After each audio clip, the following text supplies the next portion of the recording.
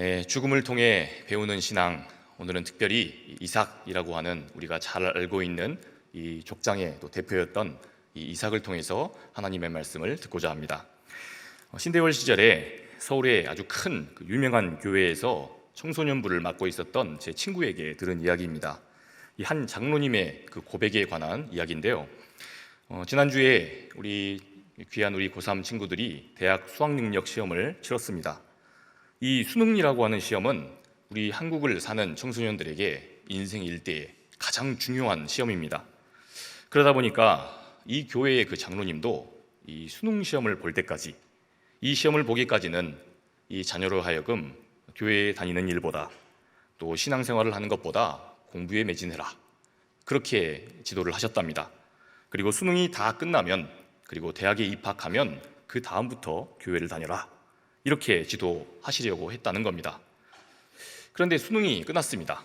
그리고 대학에 입학한 이 아들이 왠지 모르게 교회를 나올 생각을 하지 않는 겁니다.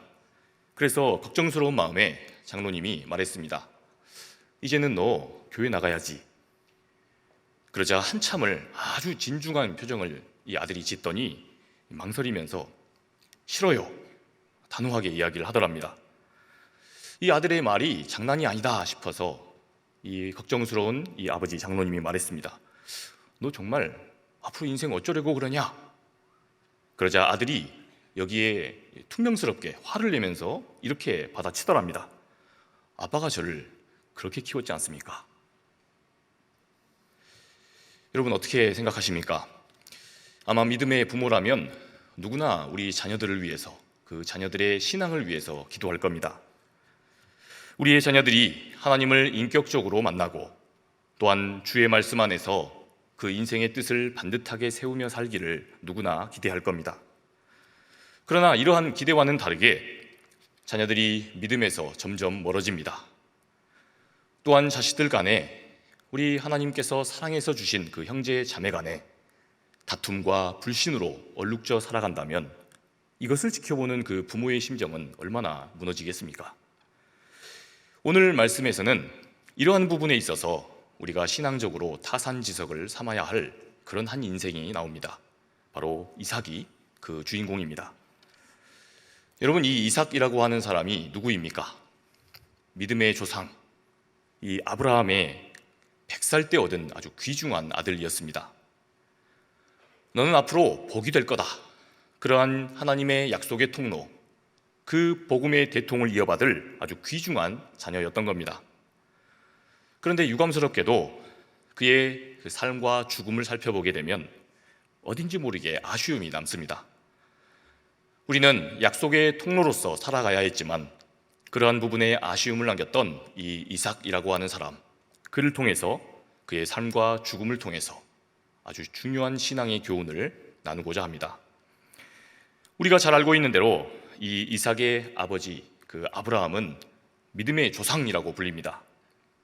그런데 그러한 이름의 뜻과 맞지 않게 아브라함은 그 본처 소생이 딸랑 이 이삭 한 명이었습니다. 여러분, 그러나 여전히 우리가 아는 대로 이삭은 자식을 둘씩이 낳았습니다. 고대 사회에서 이 자녀라고 하는 존재, 이 유업을 이어받는 자녀라고 하는 존재가 얼마나 소중했는지 아실 겁니다. 이렇게 보자면 이삭은 자기 아버지보다 적어도 2배는 성공한 사람이라고 볼 수 있습니다. 그것도 동시에 쌍둥이로 상속자를 남겼으니까 아주 대성한 것이죠. 이러한 이삭에게 하나님은 축하의 말씀, 또 축복의 의미를 담아서 이러한 약속의 말씀을 주십니다. 우리 다 함께 창세기 25장 23절을 읽어보겠습니다. 여호와께서 그에게 이르시되 두 국민이 내 태중에 있구나. 두 민족이 내 복중에서부터 나누이리라. 이 족속이 저 족속보다 강하겠고 큰 자가 어린 자를 섬기리라 하셨더라. 아멘. 하나님은 먼저 이 두 아이 모두가 한 민족을 대표할 아주 중요한 인물들이 될 거다 축복하십니다. 그리고는 나중에 나온 그 야곱이라는 이 둘째를 통해서 약속의 대통은 이 둘째를 통해 이어가시겠다, 그렇게 하나님 약속을 하십니다. 이것도 너무나도 크고 좋은 복인데 이삭은 더구나 이 재물의 복도 자기 아버지보다 훨씬 많이 받은 것으로 보입니다. 우리 다 함께 창세기 26장 12절에서부터 15절까지의 말씀을 함께 보겠습니다. 이삭이 그 땅에서 농사하여 그 해에 100배나 얻었고 여호와께서 복을 주심으로 그 사람이 창대하고 왕성하여 마침내 거부가 되어 양과 소가 떼를 이루고 종이 심이 많으므로 블레셋 사람이 그를 시기하여 그 아버지 아브라함 때에 그 아버지의 종들이 판 모든 우물을 막고 흙으로 메웠더라. 여러분, 이삭은 본래 우리가 아는 대로 이 장막을 치고 유목 생활을 하던 그런 양과 소를 치던 그런 사람이었습니다. 그런데 그러던 사람이 하나님의 지시를 받고 약속의 땅, 그 가나안으로 갑니다. 여기서 정착을 한 거죠. 그런데 이 가나안 땅은 본래 농사를 짓는 문화가 일반적인 곳입니다. 그런데 그곳에서 농사를 지어본 경험도 없는 이삭이 100배나 엄청난 소득을 얻었다, 그렇게 말씀을 하고 있습니다. 여러분, 이 이삭이 재능이 있어서가 아니었습니다. 오늘 말씀은 하나님이 복을 주셨기 때문에 그것이 가능했다라고 말씀합니다. 여러분, 그런데 참으로 역설적인 사실은 이렇게 얻은 큰 그 물질로 인해서 오히려 이삭은 난처한 상황을 만납니다. 그의 아주 형통함을 본 주변 그 블레셋 사람들이 이 이삭을 시기했던 겁니다. 그래서 블레셋 사람들은 이 농사와 목축에 있어서 절대 빠지면 안 되는 것, 무엇입니까? 바로 물입니다. 이 중요한 우물, 이삭에게 없어서는 안 될 이 물길의 통로를 다 막아버립니다. 그렇게 아버지 아브라함이 파놓은 우물까지 다 메워지고 빼앗기게 됩니다. 이 까닭에 이삭은 여기저기 식솔들을 끌고 떠돌아다니는 삶을 살게 됩니다. 이러한 힘없고 또 주변 사람들이 무서워서 도망치던 이 경험이 이삭에게 영향을 줬기 때문일까? 이삭은 이후의 삶에 있어서 죽음의 그 순간까지 약속의 통로로서 그 조상다운 면모를 잘 이어받지를 못합니다. 그것을 온전히 지키지 못하는 그런 아쉬운 행보를 이어갑니다. 우리 다 함께 창세기 25장 27절과 28절을 살펴보겠습니다. 그 아들이 장성함에 에서는 익숙한 사냥꾼이었으므로 들 사람이 되고 야곱은 조용한 사람이었으므로 장막에 거주하니 이삭은 에서가 사냥한 고기를 좋아하므로 그를 사랑하고 리브가는 야곱을 사랑하였더라. 하나님께서는 과거에 분명히 이 이삭에게 이렇게 약속하셨습니다. 무슨 이유 때문인지 그 당시에는 알 수가 없었지만 둘째다, 첫째도 내가 그 삶을 한 민족의 족장으로 내가 인도하겠지만 이 약속의 대통은 둘째를 통해 내가 이어가겠다, 분명히 하나님께서 약속하셨습니다. 그러나 이러한 하나님의 약속에도 불구하고 이삭은 처음부터 에서를 지지합니다. 훗날 자신이 마음껏 축복하려 했을 때 이 에서를 부른 것을 보면 분명한 사실입니다. 이삭은 처음부터 이 에서를 족장의 계보를 이을 그 자신의 후계자로 지목하고 그를 미덥게 여겼던 겁니다. 대체 이삭이 왜 그랬던 것일까? 미국의 크리스천 심리학자인 이 비비안 스콜닉이라고 하는 이 여성 학자가 있습니다. 이분이 심리적 성숙에 이르는 성경적 길이라고 하는 그 책에서 이런 이야기를 합니다. 이삭이 독실한 그 신앙인 아버지 아브라함에게서 아주 유명한 사건, 우리가 아는 그 사건을 경험했습니다. 바로 모리아산에서 이삭을 번제로 바치려 했던 그 사건입니다.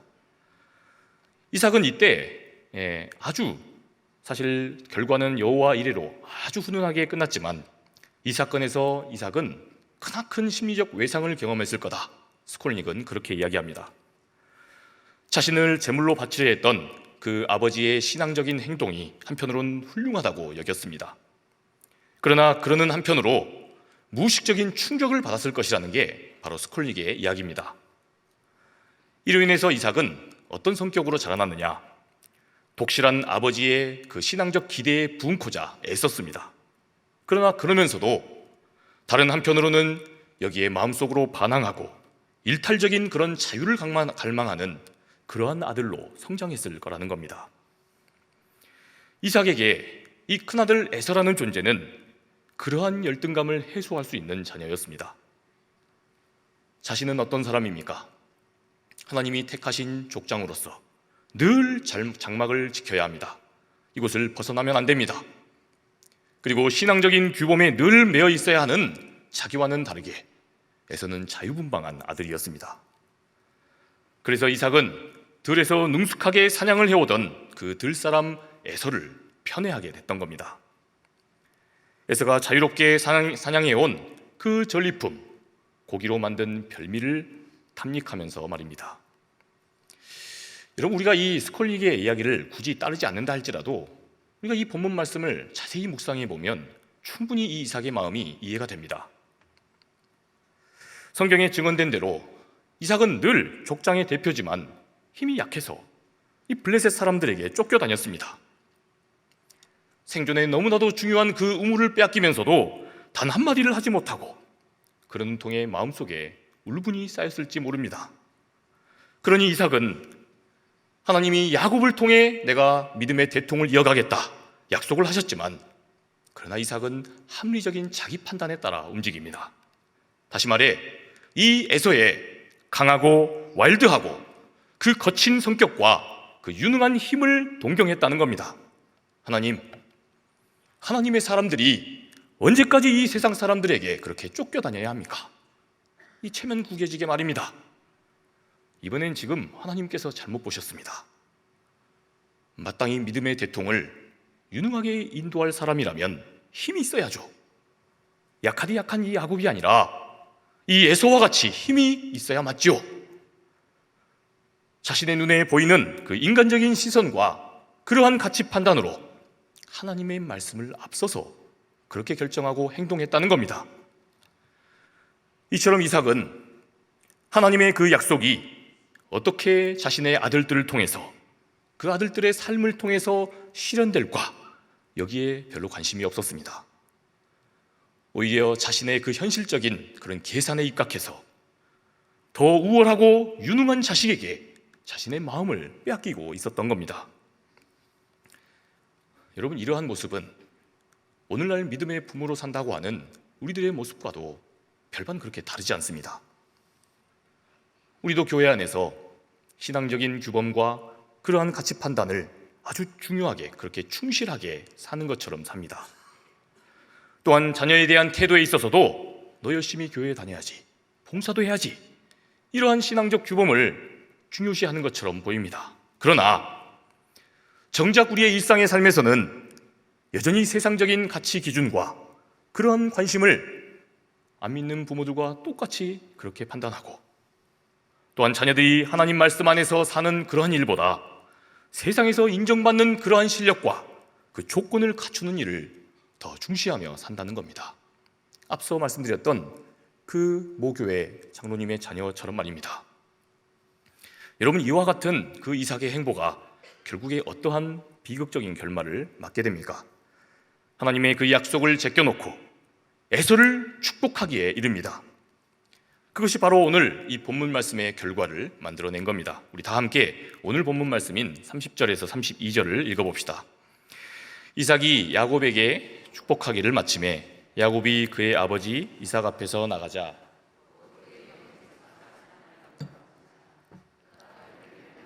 아버지에게로 가지고 가서 이르되, 아버지여, 일어나서 아들이 사냥한 고기를 잡수시고 마음껏 내게 축복하소서. 그의 아버지 이삭이 그에게 이르되, 너는 누구냐? 그가 대답하되, 나는 아버지의 아들 곧 아버지의 맏아들 에서로소이다. 여러분, 이처럼 육체적인 눈도 멀어버리고 또한 신앙의 눈조차 멀어버린 그 이삭이 혼신을 다해서 자신의 바람과 자신의 인간적인 그 기대를 담아 에서에게 축복을 했습니다. 여러분, 그런데 이삭이 이처럼 한참을 축복하고 보는데 지금 자기가 누구를 축복하고 있었습니까? 황당하게도 자신의 그 에서의 동생인 야곱을 축복하고 있었던 겁니다. 여러분, 황당하게도 형으로 변장한 야곱을 자기가 정작 축복하고 있었다는 겁니다. 이 사실을 이삭이 깨닫고 난 뒤에 어떻게 반응합니까? 우리 다 함께 33절 말씀을 크게 읽어보겠습니다.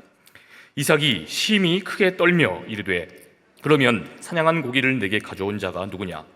내가 오기 전에 내가 다 먹고 그를 위하여 축복하였은즉 그가 반드시 복을 받을 것이니라. 아멘.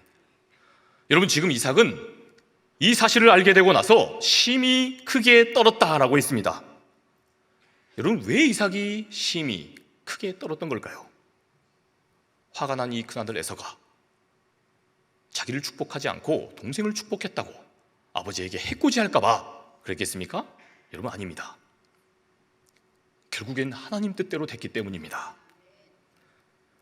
자신은 그토록 인간적인 계산으로 막아서고 하나님의 뜻을 거슬러서 자기의 뜻으로 뭔가를 유도해 왔지만 결국은 누구의 약속대로 됐고 누구의 의지대로 되었습니까? 하나님 뜻대로 됐습니다. 하나님이 약속하셨던 대로 결국 둘째 아들 야곱에게 그 족장의 대통이 이어져 간 겁니다. 여러분, 이 사실을 깨달은 뒤에야 이삭은 두려워하며 그제서야 자신의 의지를 꺾습니다. 야곱에게 이어져야 한다는 그 하나님의 뜻을 자기가 인간적으로 꺾지 못했음을 분명하게 확인했기 때문입니다. 여러분, 사실 이삭은 이미 하나님께로부터 왜 하나님이 야곱을 택하셨는지 이 사인을 받고 있었습니다. 왜 큰아들 에서가 아니라 하나님이 야곱을 선택하실 수밖에 없었는지 그 사인을 받았던 그런 이삭이었던 겁니다. 우리 창세기 26장 34절과 35절을 함께 보겠습니다. 에서가 40세에 헷족 속 브에리의 딸 유딧과 헷족 속 엘론의 딸 바스맛을 아내로 맞이하였더니 그들이 이삭과 리브가의 마음에 근심이 되었더라. 아멘. 여러분, 여기서 에서가 헷족 속의 딸 유딧과 바스맛이라고 하는 여인들을 아내로 맞이했다라고 했습니다. 여러분, 여기서 이 헷족 속이라는 족속은 훗날 이 철기 문화를 바탕으로 대제국을 이뤘던 히타이트의 그 조상들입니다. 그러니까 굉장히 와일드하고 거친 그런 성격의 민족들이었던 겁니다. 이러한 여인을 둘씩이나 며느리로 지금 맡게 됐던 겁니다. 여러분, 대체 이것이 어떤 의미인가를 우리가 잘 이해하기 위해서 제가 한 유튜브 영상 이야기를 좀 하려고 합니다. 최근 유튜브에 이러한 영상이 하나 나왔습니다. 이 MZ세대 이 며느리를 맞았던 이 시어머니와의 그 일화인데요. 이 시어머니와 이 며느리가 중국 음식을 시켜 먹었습니다. 탕수육이 배달돼서 오니까 이 MZ세대 며느리가 이렇게 시어머니에게 물었습니다. 어머님은 탕수육 부먹이세요? 찍먹이세요? 탕수육 소스를 부어서 먹을 거냐? 아니면 찍어서 드시는 취향이냐? 이 MZ세대 며느리지만 굉장히 예의가 바르구나. 먼저 장유유서라고 어머니에게 먼저 그 선택권을 주는가 싶어서 이 며느리에게 말했습니다. 나는 탕수육 찍먹이다. 그러자 이 며느리가 당장에 이 소스를 다 부어가지고 어머니, 저는 부먹이에요. 여러분, 그러니까 이렇게 앙증맞고 톡톡 쏘는 며느리가 둘씩이나 한꺼번에 들어온 겁니다. 여러분, 실제로 27장 그 끝에 보면요, 리브가가 이렇게 말합니다. 내가 햇사람들의 딸들로 인하여서 내 삶이 싫어졌다, 죽고 싶다, 이렇게 이야기를 한 겁니다. 여러분, 실제로 이런 이유 때문에 이 며느리들을 경계했던 게 아닙니다. 고대 사회에서 이 유목민 전통을 따르던 그 이삭의 그 족속과 같은 사람들은 자신들과 비슷한 처지인 그런 비슷한 혈족을 결혼을 하게 되면서 그렇게 결혼을 장려했습니다. 지금은 그것이 유전적으로 문제가 된다 하지만 당시 유목생활 중에 이 족장들이 힘들게 얻었던 유산들이 다른 어떤 민족이나 다른 족속과 결혼하면 어떻게 됩니까? 그런 유산들이 다 그 다른 족속에게 빠져나가 버리는 겁니다. 이러한 그 유실을 막기 위해서라도 이것을 좋은 미덕으로 삼았던 겁니다. 여러분, 그런데 에서는 그런 걸 하나도 이 소중한 족장들이 지켜왔던 가치들을 귀하게 여기지 않습니다. 그저 자신의 마음이 끌리는 대로, 자신의 눈이 가는 대로 행동하는 것을 볼 수 있는 겁니다. 여러분, 게다가 우리가 잘 아는 대로 에서가 또 어떤 사람입니까? 그는 자기 몸이 피곤하다고 해서 팥죽 단 한 그릇과 장자권을 바꿔 먹었습니다.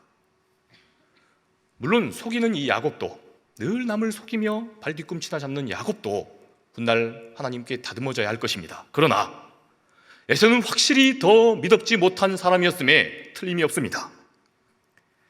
장차 하나님을 인생의 주인으로 삼고 그렇게 살아가야 할 그 후손의 조상들로서 중요한 믿음의 대통을 이어가야 할 사람입니다. 그런데 그래야 할 사람이 당장의 자신의 그 배고픔을 이기지 못해서 이처럼 소중한 그 장자권을 팥죽 한 그릇과 바꿔 먹다니.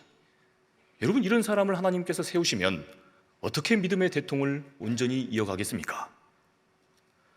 여러분, 이삭은 하나님께서 그래서 둘째를 통한 것이다, 이러한 약속의 사인을 끊임없이 받고 있었습니다. 그렇지만 이삭은 그것을 모른 척 외면했던 겁니다. 그렇게 이삭은 육체적인 눈도 또한 신앙적인 눈도 다 멀어버린 채 이 에서가 주는 힘과 그 능력에, 그 별미에 탐닉하면서 삶의 중요한 결정들을 하나님을 모르는 사람들과 똑같은 방식으로 하고 있었다는 겁니다. 그러던 끝에 이삭은 드디어 분명한 하나님의 일하심을 봅니다. 결국엔 하나님의 뜻이 이루어질 수밖에 없고 하나님 당신이 뜻하신 바를 반드시 이루어 가심을 깨닫게 된 겁니다. 그런데 여러분, 여기서 오늘 중요한 교훈이 있습니다. 그런데 참으로 애석하게도 이삭은 그 뒤에 이러한 자신의 과오를 바로잡지 않습니다. 아들들아, 참으로 미안하다. 내가 믿음의 아버지로서 너희들 각자에게 약속하신 그 하나님의 뜻이 너희 둘 각자를 통해 어떻게 이루어져 가는지 내가 기도하고 너희를 응원하고 그렇게 너희가 신앙적인 선택을 할 수 있도록 내가 옆에서 너희들과 함께 했어야 했다. 그런데 그러지를 못해서 너희 둘의 사이가 이처럼 멀어질 상황이 돼버리고 말았구나. 미안하다. 아비가 참으로 너희 둘에게 미안하다, 이래야 했었던 겁니다. 이처럼 진중한 사과로 나아가야 했던 겁니다. 그런데 결말이 어떻게 됩니까? 우리 마지막으로 창세기 35장 28절과 29절을 읽어보겠습니다. 이삭이 나이가 180세라.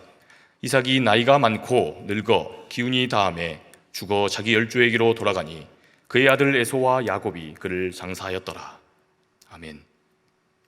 이삭은 끝내 이것을 바로잡지 못하고 죽습니다. 그 뒤에 이러한 정황이 전혀 나타나지 않습니다. 그래서 우리가 성경을 자세히 보면 점차 에서는 하나님의 백성으로부터 점점 멀어지는 그런 선택을 하는 걸 볼 수 있습니다. 그리고 훗날, 더 먼 훗날, 에서의 후예들이었던 이 에돔 족속이 광야에서 야곱의 후예들을 만납니다. 바로 출애굽했던 이스라엘 백성 야곱의 후예들과 이 형제 민족이나 다름없던 이 에서의 후예들 에돔 족속이 만났던 겁니다.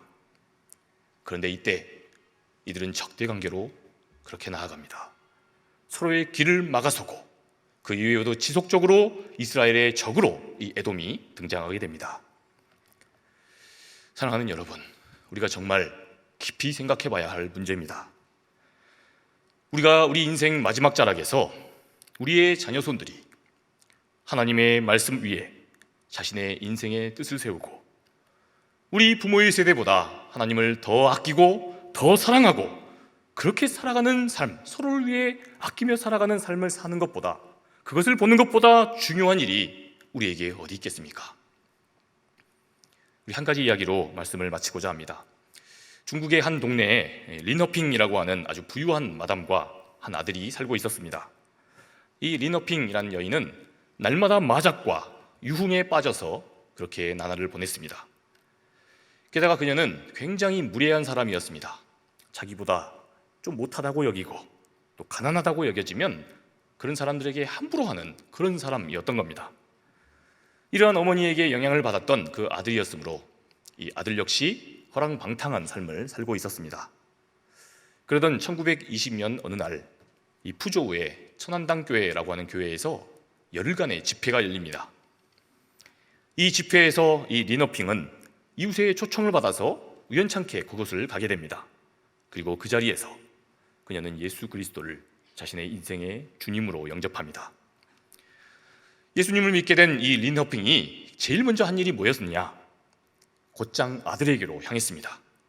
그리고는 과거에 자신이 아들에게 함부로 하고 무리하게 했던 그 자기의 태도와 언행을 아들 앞에 사과합니다. 뿐만 아니라 그동안 자기가 마작과 행락에 빠져서 제대로 된 엄마 노릇하지 못함을 무릎을 꿇고 그 아들 앞에 진심으로 사죄를 합니다. 그날 이 어머니의 모습을 본 리너핑의 아들은 충격에 휩싸입니다. 왜냐하면 자신의 어머니가 어떤 사람입니까? 자기가 아는 그 어머니는 평생 잘못을 했어도 누구에게 나아가 사과를 해본 것을 본 적이 없었던 어머니입니다. 그런데 이런 우리 어머니를 무릎 꿇친 그 예수란 존재가 누구냐? 그 아들이 이것이 궁금해서 다음날 어머니와 함께 그 부저우의 천안함교회를 가게 됩니다.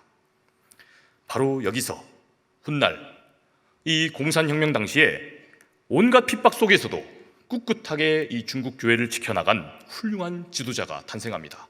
그가 바로 중국의 유명한 복음 전도자였던 워츠만 리라고 하는 분입니다. 사랑하는 여러분, 우리도 하나님께서 언젠가 우리를 부르실 때가 올 겁니다.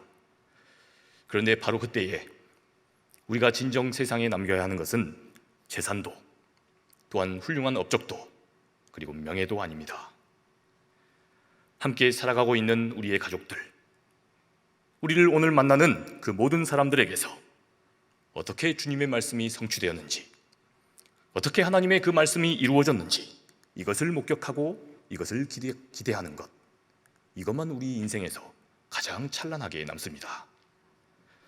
그러니 사랑하는 성도 여러분, 바라기는 우리 주님께서 우리를 부르시는 그날까지 우리와 함께하는 가족, 우리를 만나는 모든 사람들에게서 날마다 우리를 통해 하나님의 그 말씀이 성취되고 이루어질 수 있게 되기를 주님의 이름으로 축복합니다.